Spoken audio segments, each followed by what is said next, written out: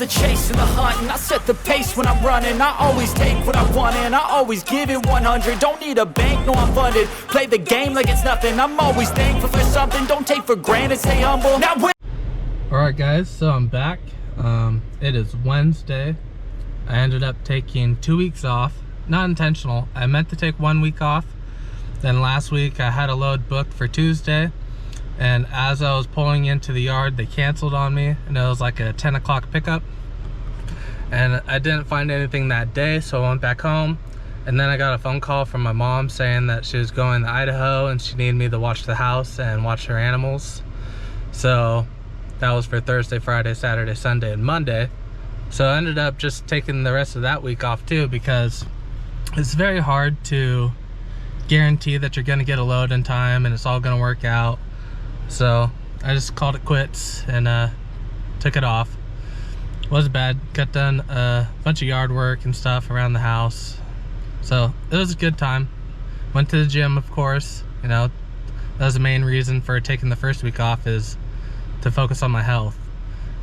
So I went to the gym a lot because it's very hard to be super active on the road. But now I'm at ADS here in Olympia, getting loaded up with a bunch of pipe. And this pipe is going to Boise, Idaho, and it's for a highway project. So I'll have to call and figure out, like, am I dropping it at the job site or do they have a drop yard? So I gotta make a phone call and figure all that stuff out after I get loaded. But just wanted to show you guys where I'm at, kind of what's going on. So yeah, I'll catch you later. Alright guys, I got it all strapped up. I got 3 straps per, like, 15-foot sections, maybe 20-foot sections. So should be good. At the end here I did have to use a little strap, but this stuff doesn't weigh a lot. And there was another Hotshotter right here. He had a really nice truck, MYTEE trailer, but he only had 20-foot ratchet straps, and his load wasn't even as tall as this one. So he came up and asked me like where I bought my straps from and how long they are and all that stuff, and I told him MYTEE products and their 30-foot straps, and he had to reject the load. So we're all out here learning. Just try to share information, be positive, try to help each other, and that's about it. I'm gonna go through and do a safety check on this, make sure it's all tight and everything's all squared away, and we're gonna hit the road. Well, I'm in Oregon, driving along the Columbia River, making progress. No major traffic, no issues, so smooth sailing so far. Alright guys, so I found parking. I did initially park across the street at Pilot, but when I parked in the reserved parking and I went on the app, there was no parking available. So I went to TA, my first time at TA, and parking's really expensive here, $20. So, you know, it is what it is, but it's definitely the most I've ever paid for parking. And then this little Hotshot here, this is non-CDL because he's only got one rear axle. Something happened to him. They just used the forklift to move him out of the road, because I had a hard time even getting into this spot, and I was thinking about how difficult it's going to be to get out. So I'm glad they moved him. But yeah, thought I'd let you know where I'm shutting down. I still have 6 hours, but I didn't want to drive at night, so got a little sunset over there. We're over here up against the mountains. This is like a little hole in the wall essentially. So see you guys in the morning. All right guys, so we're on our way to Boise. We have 5 hours left of driving. Just thought it was a nice little view over there of the river, Columbia River, and the fans are blowing, so yep. All right, I'll let you know if anything else happens that's exciting. All right guys, I got my Escort off the highway, pretty easy, and we're gonna pull over here into this field and get unloaded. There's 2 truck stops just 8 miles away down the road, which is great because it's 4 o'clock. So should be able to get parking without having to pay for it like I did last night. And I need to get on the load board and see what's going on. Last night I just got caught up in other stuff and totally forgot to look for something. I should have. But yeah, it was a smooth trip. 571 miles, 7.6 miles per gallon on the average. This load paid 1,300 bucks, so you can do the math real quick, or I'll be back with the math. All right, guys, so it was $2.33. That is all miles, deadhead and everything, so it's not great, but it was the best paying load. All right, guys, this is my load out of Boise, Idaho. Some roofing material. We're gonna take this to Medford, Oregon, because Oregon definitely has better options or better opportunities as far as getting a load or getting a good load. I wouldn't say this is a good load, but gets me out of here because there's nothing out here. All right, guys, so I did have to put this blanket down because there's sharp edges on this metal roofing, so I'll protect the strap from breaking.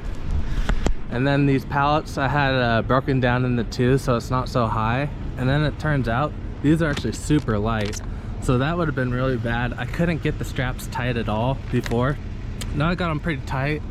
Got a pallet on top with the wood running that way. They give it structural support when I put pressure on it. The pallet doesn't break because I tried it the other way and the pallet was breaking, so now it's super tight. This is wrapped 3 times, so should be strong enough to hold up for the trip.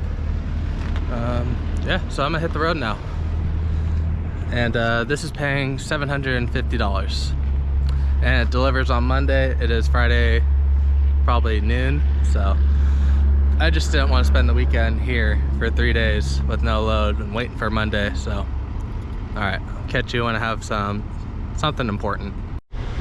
All right, guys, so we're stopped. There's some road construction. I remember last time I was on this road, I had to stop like 4 times. So far I've made it through, and this is my first stop, but it's 43 miles of highway that they're working on, so who knows what other construction's ahead. But wanted to talk about last week, or the last 2 weeks when I was off. I learned something pretty interesting. So my dad has a bunch of dirt that he needed to get rid of, and my mom has some areas in the yard that needed dirt to level out, smooth out, you know, landscaping stuff. So I took my dad's 10-foot dump bed. It has electric brakes, and when I hooked up to it, the electric brakes didn't work. You know, it was loaded, it was probably 7,000 pounds, so I wasn't worried about it. I was driving the dually, you know, it can handle it easy. But after like the 3rd trip, all of a sudden the electric brakes started working, and it reminded me why I went with electric hydraulic brakes, because those electric brakes, they use a magnet, and that magnet can get discharged, or something can happen to the magnet where the brakes don't work. And if you have a big trailer like this and you're hauling a lot of weight and you have electric brakes and they're not working, that's a big deal. For some context, my dad's trailer was sitting for 4 or 5 months, but I don't know why. He said they were working just fine last time I used it, so I don't know why it would stop working, and no, it all of a sudden started working. It was very odd, very strange, and it reminded me that I'm glad I have hydraulic brakes. They're very easy to use, very easy to maintain. You can go to AutoZone or replace anything, you know, nothing specialty.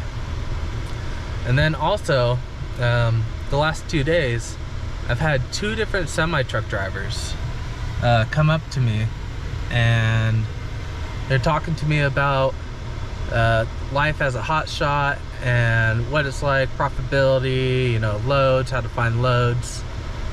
And the first guy I talked to, Muhammad, cool guy, he owned his own semi truck, didn't have a trailer, so he was leased on with the company and renting a trailer.